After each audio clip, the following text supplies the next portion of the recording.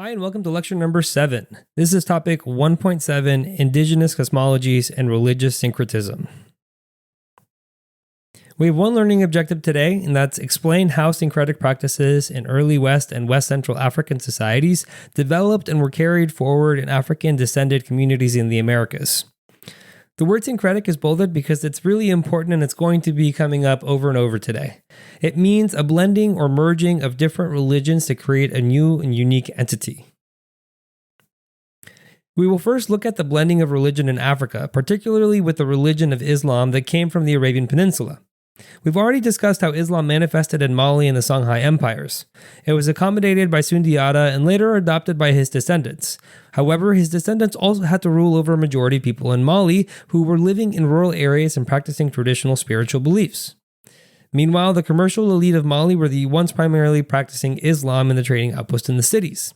The tensions persisted even after Sundiata died and left power to his sons. While his sons converted fully to Islam and his descendants like Mansa Musa were critical to bringing notoriety to Mali through his Hajj to Mecca, there were still tensions about one religious practice being favored over another. Islam was integral to the administrative and educational systems, leading to the establishment of Islamic schools and courts in Mali. By the time the Songhai Empire was controlling the region, the first Songhai leader, Sunni Ali, was not a Muslim and was openly criticized by Muslim clerics in Timbuktu. Eventually, Sunni Ali's descendants were overthrown in a coup by a Muslim general. The integration of Islamic law, or Sharia, became more pronounced under the rule of Askia Muhammad in the Songhai Empire. Additionally, Islamic architecture and art began to influence the cultural landscape of the region. Regarding the blending of religions using Christianity, we saw this in two different places, Congo in Central West Africa and Axum. Axum adopted Christianity in the 4th century due to its trade contacts with the Roman Empire. You may remember that the gold coins used by Axum for trade changed their symbols from the half moon and disc to the cross. Similarly, in 1390, the Kingdom of Congo adopted Christianity after contact with the Portuguese. King Zinga Nkuvu adopted Christianity and took the name João I in an homage to the Portuguese king João II. The subjects of these two kingdoms blended aspects of the new faith with their indigenous spiritual beliefs, especially when it became the state religion. The people complied but also didn't want to fully abandon their traditional beliefs, so they mixed these elements to create unique new religious entities.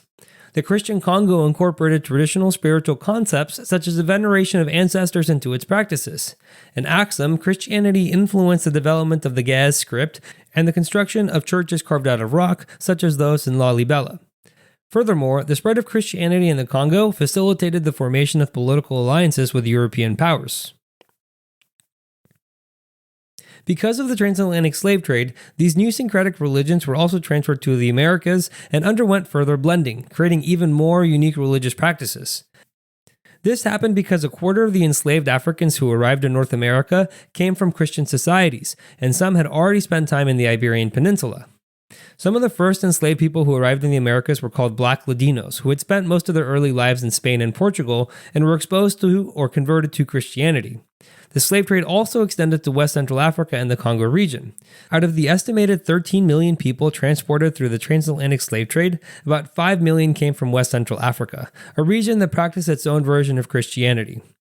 About a quarter of the people transported in the transatlantic slave trade came from Muslim societies in Africa due to the West African slave trade across the trans-Saharan trade routes that were exploited by Europeans.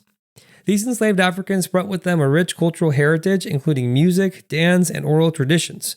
Additionally, their syncretic religious practices influenced the development of new African diasporic religions in the Americas. So, how did these manifest in the Americas? The spiritual practices traced to West and West Central Africa included the veneration of ancestors, divination, healing practices, and collective singing and dancing. These survived in African diasporic religions such as Voodoo in Louisiana and Santeria in Cuba. In Louisiana, they practiced Voodoo because most enslaved people in French Louisiana were imported from Senegambia. These Senegambian traditions were incorporated into the Catholic religion, which was the official religion of the Louisiana Territory. Blending the saints of Catholicism into their traditional beliefs, they created Voodoo. In the American colonies, there were also people called conjurers who used the power of ancestral spirits and occult powers, sometimes known as root doctors or Negro doctors. They were sought by other enslaved people for healing various ailments and predicting the future. Often, white enslavers also feared the conjurers, thinking that they were the causes of illnesses or deaths. The practice of hoodoo, a form of African American folk magic, also emerged from these traditions. Additionally, the blending of African spiritual practices with Christianity led to the creation of unique worship styles such as the ring shout, which combines dance, song, and spiritual expression. Religion also influenced revolts in North America. Many people involved in the Stoner Rebellion were likely from the Kingdom of Congo and were aware of the church's stance on slavery. Later on, Nat Turner, who led a significant rebellion in the 1800s, believed that he was guided by God.